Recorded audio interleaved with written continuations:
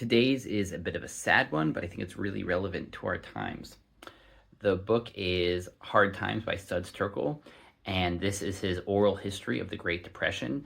And decades after it happened, he went around and talked to people from all stripes of life, from those who had very hard times to those who actually skated through it pretty easily. And the thing I believe I learned the most from this is how much it scarred a generation of fathers who weren't able to provide for their kids.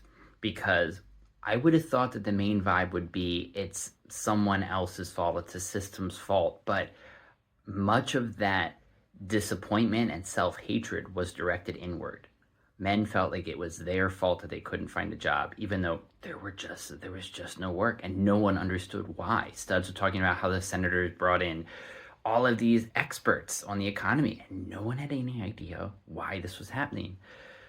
But for these guys who were just looking for work, they couldn't provide for their families, and it was so deeply humiliating and deeply scarring to them, and it left a really big mark on their children as well.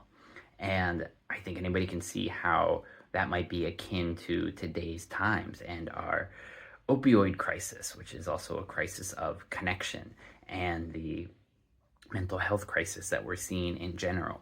And yes, today we're more often apt to blame the system for it being a lousy system, but I think there's still a lot of people who blame themselves for not being able to succeed in a world that less and less is set up for the success of any individual.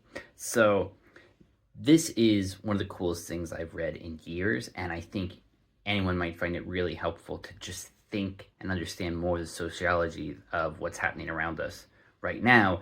And I'll be curious what the next generation Studs Terkel will find out about this time that we're currently swimming through.